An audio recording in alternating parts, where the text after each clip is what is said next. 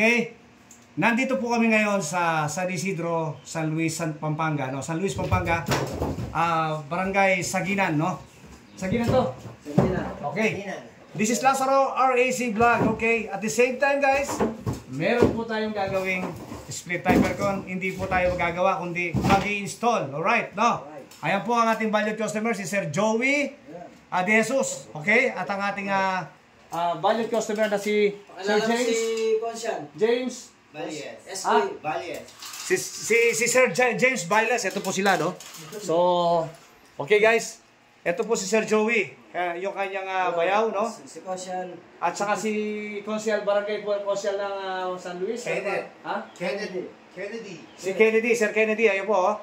So, binibiewing niya po kami, tinitin niya anong ginagawa namin, no? So, ito po yung ating valued customer na si Sir James Bailes. Oh, thank you so much, Sir James Bailes, no? Sa inyong... Balies pala, Balies, sorry. Balies, okay? Sa pagtitiwala nyo sa Lazaro Refrigeration and Air Conditioning Services, okay? Dahil po sa aming kaibigan na si Sir Joey De Jesus, kaya po kami napunta dito. Siya po ang nag-recommenda sa amin, okay? Alright guys, no? So ito po yung aming ginagawang split type aircon. Okay? So ito po, naka-settings na po, no? So at the same time, ginuguhitan ko na po siya, no? And guys, okay. Ayan, may guhitan po siya guys. So, ayan o. So, after nitong guhit ko guys, ay magsisimula na po kaming magbutas. Siyempre, kailangan yung mga bracket namin ay nasa saktong sukat para pag sinalpak namin ay wala na pong ulit-ulit, no? So, ganito po ang tamang procedure guys. Sa mga nanonood, okay? Pumunta lang po kayo sa Lazaro RAC Vlog, no? Marami kayong matututunan. Abangan nyo po ang mga susunod na video guys. Thank you so much.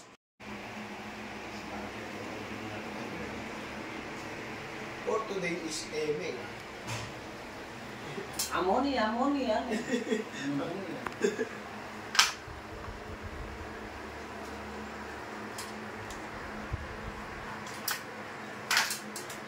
Siguro niya yung ginagawa.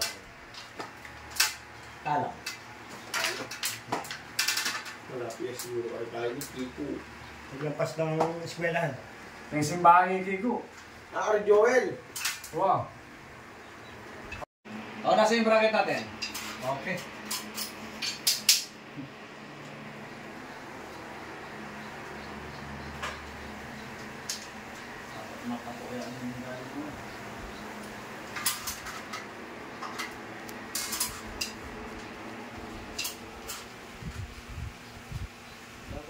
So guys, pili ko ng konti ang tubig.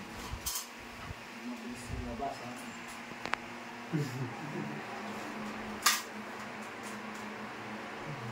Cut mo na. Bakit ako, may bilhin ng abul? Wala sa alitasoy. So yun guys, ano?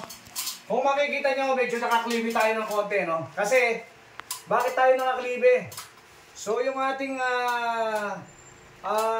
indoor, kailangan nakatagilid siya ng konti, pero hindi masyadong halatain guys, no? Para yung kanyang tubig, dire-diretso palabas, papunta sa likod. Okay? O, yun.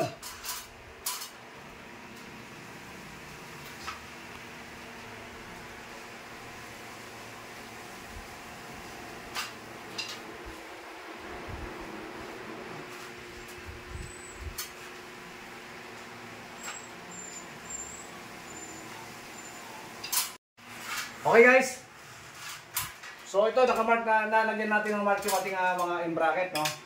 So 1, 2, 3, 4, 5 metal screw lang po ang ating gagamitin, and then Torx para may sabit po natin yung ating indoor bracket. Okay? Okay? So yun, si Pop Biggs, yung aking body ay pagbubutas na. Body! Mag-ano ko muna, Pop Biggs. Right.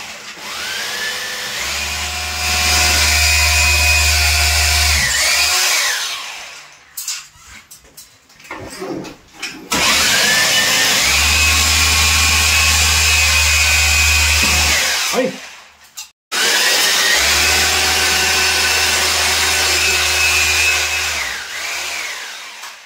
Diba?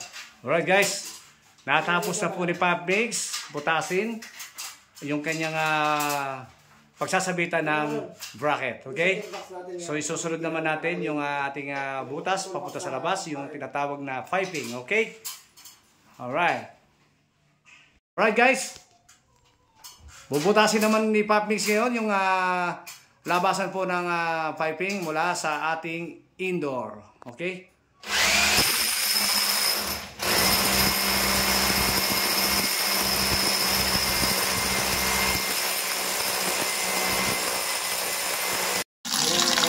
Oh, so yun guys, oh. Kompleto na po yung butas natin, no. So yun, naiwasan natin guys yung magkaroon ng basag-basag yung kanyang pader, no. Ayan.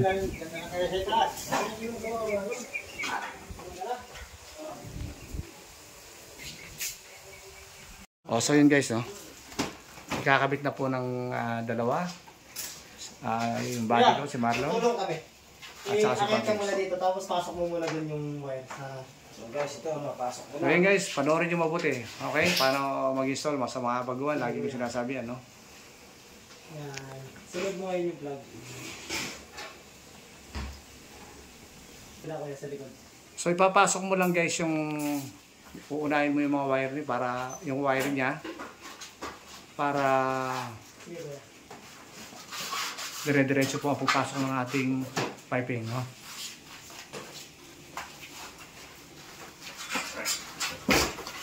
So yan, oh. Okay?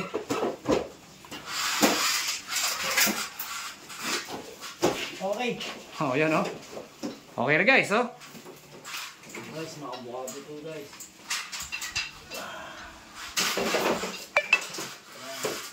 So yun guys, no? Ganun lang po kasimple. Okay. Level ba?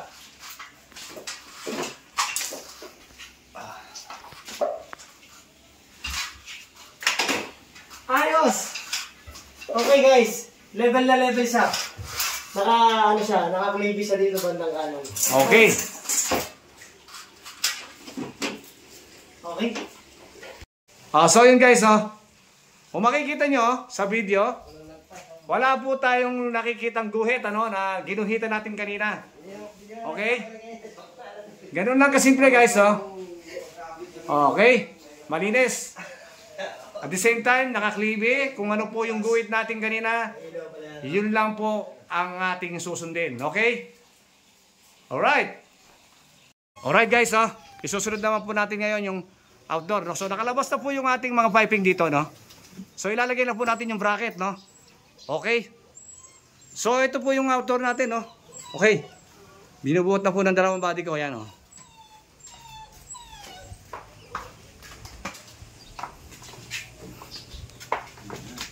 So ito po yung ating brand new UX, no?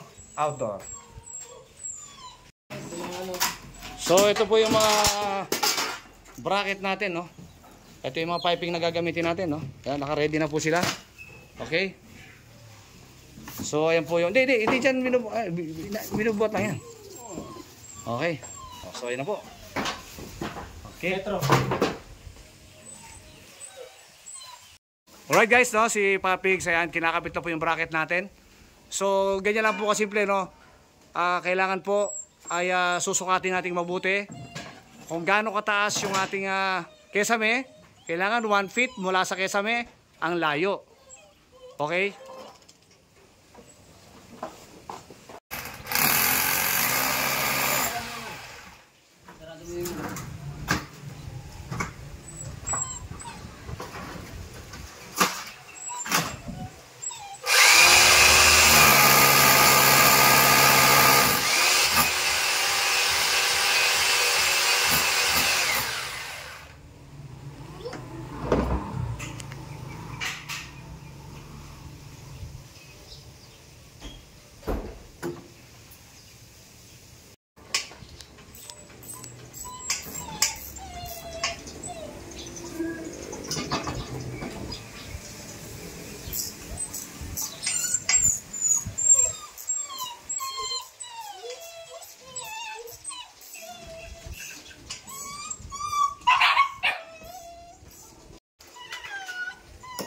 So yun, nabutasan din ni Popmix. Oh. Ilalagay na lang natin yung Dynabolts.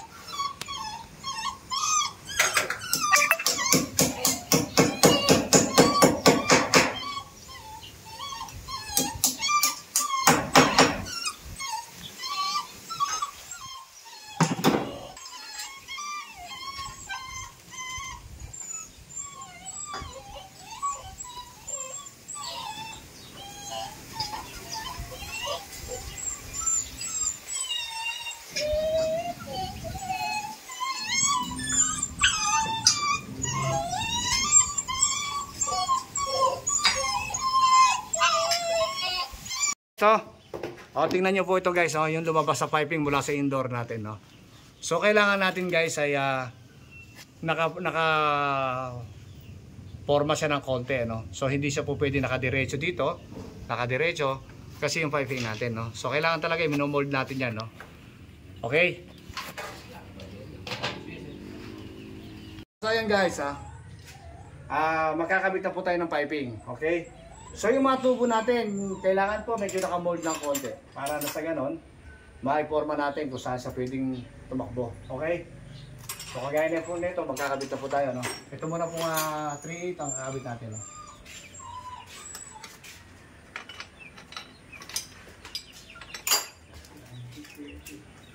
Medyo maiksi yung kanyang ito ka, my friend, dyan ako. Friend, may akong tatanggol. 20 second lang.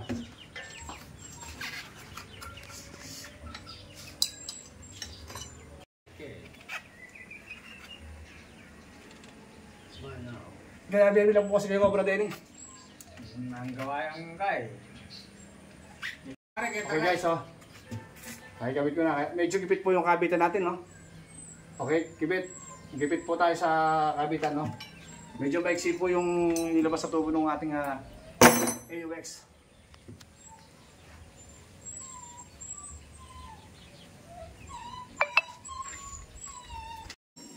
Dahil nakikabit na po natin ito guys. Ito namang isa kakabit natin, no? Yung 1/4 cover tube, no? Katanong.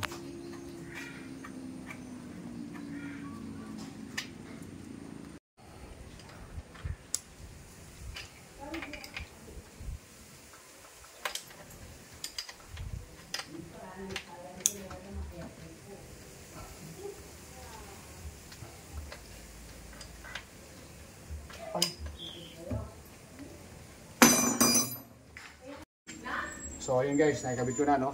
Kung mapapansin nyo guys, may basahan to yung ating mga bracket. Kasi po, matatalim po yung ating mga bracket, no? Okay? Para maiwasan po nating masugatan. Okay? Ganyan yun, nakalagay, oh. Yan, siguraduhin po natin guys na tayo po ay safety, no? Okay. So ayun guys, napagdikit-dikit ko na po yung ating piping, no? Okay? Ang susunod na po natin gagawin ngayon ay magbabalot na po tayo ng polyethylene tape. Meron po siyang kasamang pambalot pero hindi po namin siya ginamit kasi mas maganda po yung kulay puti talaga. No? Ayan guys, no? So, for the meantime, yun muna po ng aking body siyang magbabalot. Okay? Ayan, no? Sinisimulan na po ni Popmix, na binabalutan ng polyethylene tape, no? Okay? Mamaya po, maganda ng tingnan yan.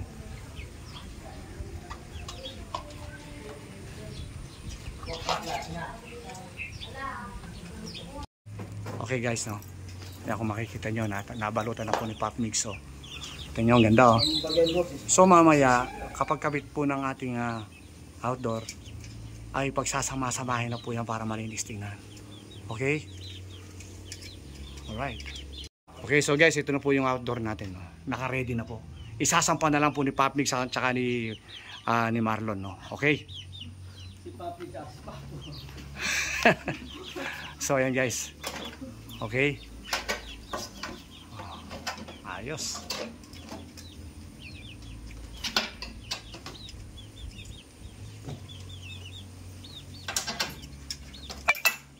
So, yun, may mga 4 na tornilyo magkabila po yan. So yan po guys, kinakabit na lang po ni Popmix yung ating yun. Oh. So kung makikita mo yan, pantay na pantay po siya. Oh. Okay. Dumaan po ito guys sa sukat. No? Okay guys, ako naman no. Medyo pagod na si Papdix, papalitan ko muna. Okay. So itatap na po natin ito kanyang mga piping. No? So lalagyan po natin siya ng teflon. Yung iba hindi sila naglalagay. No? Pero ako gusto ko naglalagay ako. Kaya kanya-kanya po talaga ng diskarte yan. No? Okay. Mas satisfied ako kapag merong siyang teflon. No?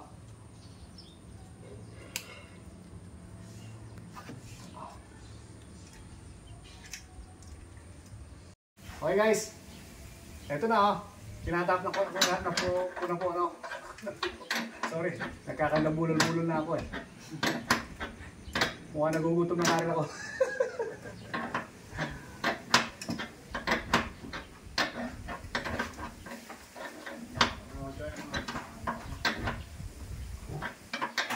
Pantayan naman dara niya. Po, Ano mamaya niya? mga 1 oras po. Tating niya mamaya kami. Diyan, malamig na yung tating. Uuwi natin kami. Alas 12.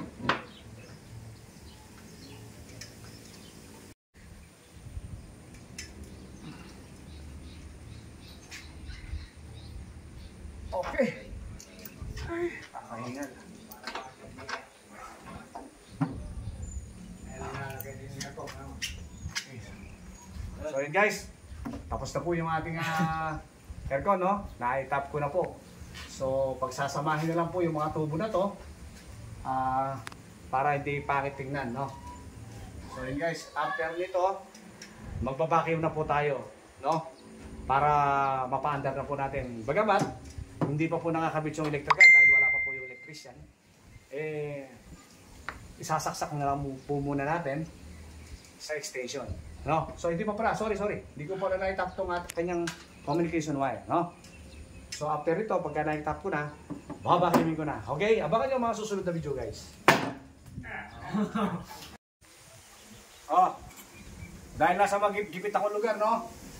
Ginawa ko ng paraan, naglagay ako ng dito. Okay, nakabit po natin yung ating communication wire.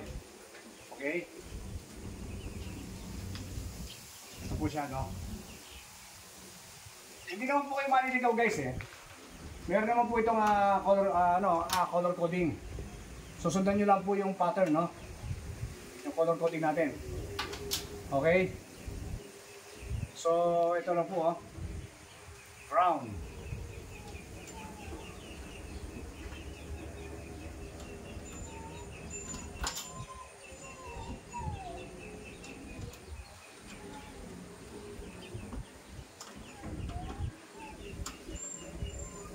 So yun guys, na-tap na natin yung communication wire, no? Okay, nakikabit ko na. So yung nakikita nyo po na to, babalutan pa natin yan, no? Okay.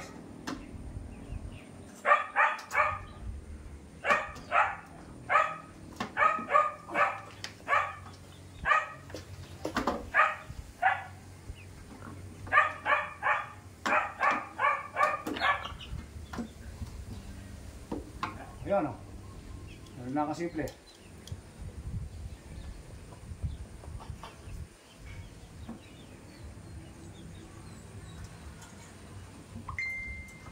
Almost done. Okay? Magbabacuum na po tayo. Oh. Nandito na po tayo sa part na malapit na po tayo matapos, guys, no? Okay? Ibabacuum na po natin, no? Gamit po ang ating improvised vacuum pump. Okay? So isasabit ko dito yung gauge manifold, no? Kung makikita yung gauge manifold ko, kakaiba po ito, guys, no? Dahil nawala po yung kanyang sabitan dito, guys, nilagyan ko na lang po siya ng polyethylene tape, no? Para may pasabit kami. Pasensya na po, guys, no? Medyo wala kami makita ng pasabit eh. Okay? So ang ating pong gauge manifold, ang gagamitin natin dito, meron po tayong low side and high side. Ito po yung high side. Ito po ang low side. No? Okay? Ito po ang ginagamit natin sa refrigerator. Ito naman po ang ginagamit natin sa ating mga aircon. At yung gitna po, ay ito po yung ginagamit natin kung saan natin pwedeng itutok ito, or sa vacuum pump or sa ating freon tank. Okay? So yun guys, magsisimula na po tayo, no? Buddy, yung ano nga, yung ating katarak.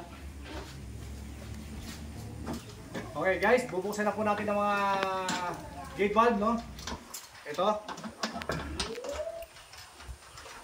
Okay.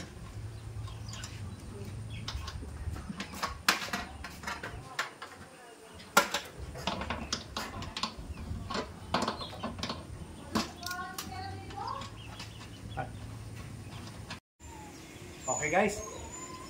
So natanggal na po natin yung mga tornilyo ng ating mga so ilalagay na po natin itong high side, no? Gauge manifold. High side, no? Okay. And then yung ating pong hose sa gitna ay tatap po natin yan dito sa improvised vacuum pump. Doon sa wala, sa wala. Okay. Pakikbit mo kay Marlon. Okay naman na. Kung magsisimula na tayo guys, no? Kapag po na-tap na natin yung mga hose natin, ayan, okay na. Na-tap na natin sa vacuum pump, and then sa ating high side, papuntang discharge line. Okay? Yung open po natin itong ating high side, no? Open. Open it, no? Okay. Para mahigop niya lahat ng mga moisture or yung pressure na nandun sa loob ng piping ay mailabas niya para maganda po ang lamig ng ating aircon. Okay? So yun, binuksan ko na, no? So dahil naka-ready na po for vacuuming, isasaksak ko na po ngayon yung ating improvised vacuum pump. So yun guys, nagsimula na po siyang buvacuum guys, no? Ayan, no? Simula na siyang buvacuum, no?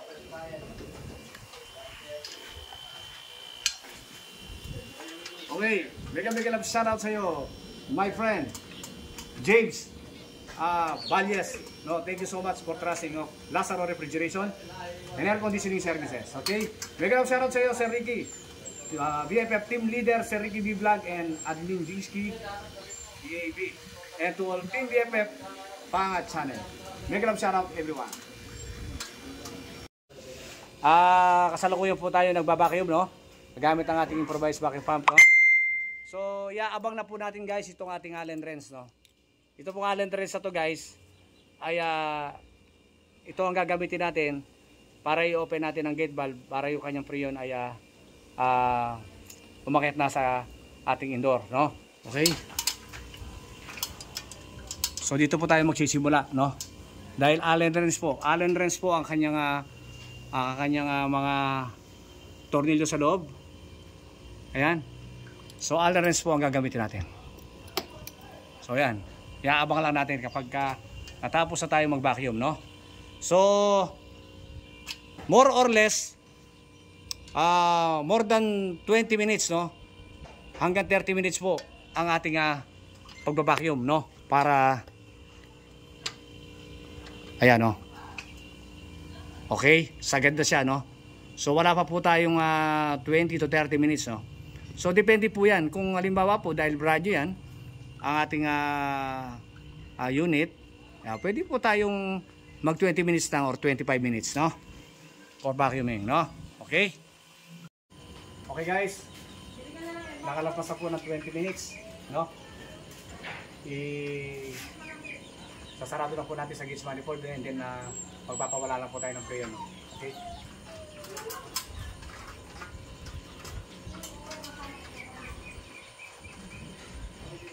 Okay, sasarado na po yung ating gauge, no? Para hindi na po siya makahigop ng pressure.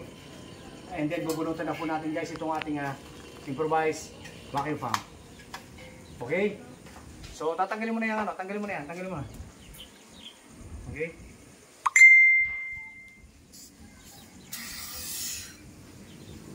So yun guys, dapat po guys ang ating standing pressure kailangan po ay pumalo na siya ng 250 PSI and then or below. Okay? So magpapawala na po tayo, no?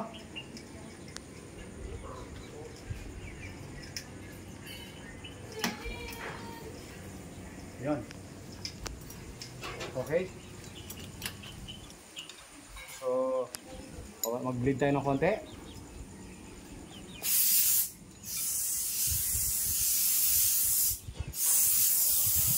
Okay.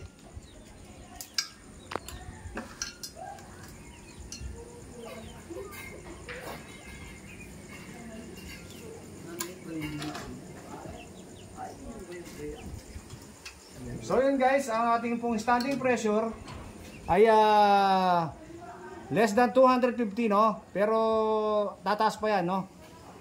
Okay?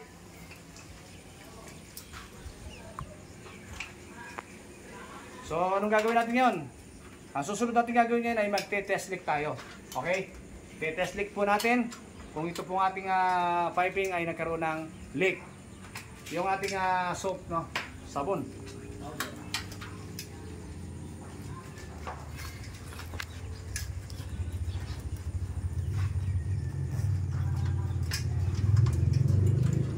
Okay, gamit po ang ating sabon para makita po natin kung meron po siyang leak, no? Oops! Alisin mo na dyan. Teka, alisin mo na dito. Mamaya na.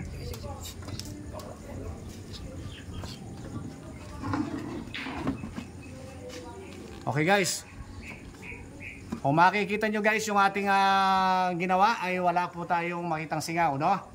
So, ibig sabihin ay okay po yung ginawa natin dito sa kanyang gate valve, no? Doon po tayo sa may bandang itaas. Pause mo muna.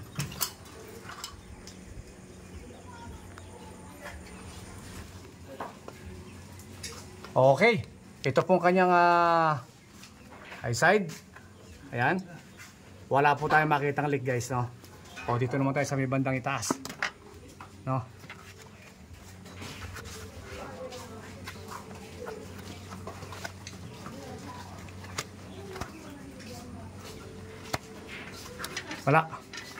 Wala no?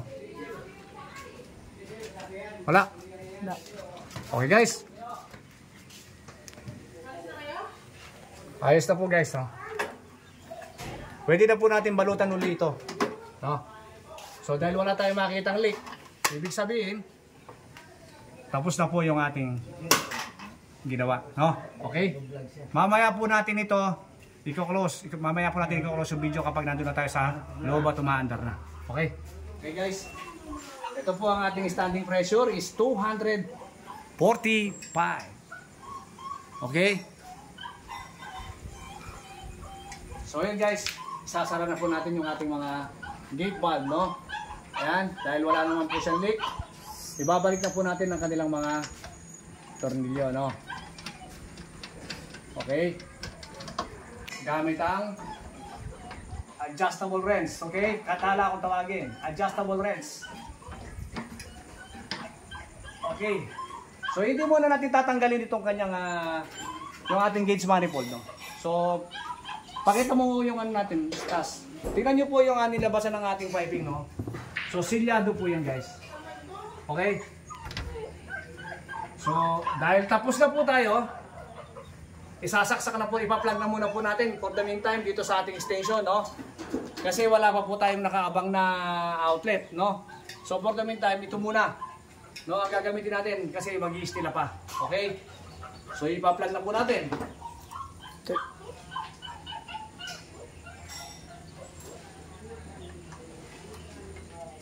Okay? Pumunta na tayo sa loob ngayon para i-open na natin yung ating aircon. Okay? Let's go! Oh, ito na tayo sa loob, no? Papaandarin na po natin ngayon, no? Dahil open na po, naka-setup na po tayo sa likod, okay na, wala na po. Nakasaksak na po yan, no? I-on lang po natin yan. Okay? Kita nyo? Nag-okay na siya. Oh. Oh. Ayan o, maandar na po siya guys, no? So hintayin na po natin yung kanyang paglagay, no? Pag-andar ng kanyang kompreso. Okay guys. Okay na po yung aircon natin, no? Malamig na po siya guys, no? Malamig na, no? So tatapusin na natin yung video. Okay? Sa mga baguhan, sa mga nag-aaral pa ng vocational course, kung saan man po kayo lugar, pumunta lang po kayo sa aking channel, Lazaro RAC Vlog. Punta lang po kayo doon at siguradong marami po kayo matututunan. Okay? So hanggang dito lang po ang video natin. Thank you so much sa Sir Joey De Jesus for trusting of Lazaro Refrigeration and Air Conditioning Services. Okay? Thank you. Ano po ka pala na kaibigan? Reginald na lang. Ha? Reginald. Reginald Opo. De La Cruz. Magkamagano tayo. De Jesus. Kailangan din. Magkano kayo? Pinsan. Minsan. Magpisa. So magpisa po sila, no? So thank you so much sa Reggie. Reginald De Jesus. Thank you so much. Sa ating po valued customer, mega love shoutout and thank you for trusting, no? Si Sir, ulitin ko, si Sir James Valles, no? Thank you so much. So, yun. Okay? Hanggang dito lang. Kung nagustuhan nyo ang aming video, don't forget to like and share and subscribe. And don't forget to click notification bell para lagi po yung updated sa aking mga video. Ayun guys, thank you so much. Magandang buhay po sa ating lahat and thank you for watching. Okay?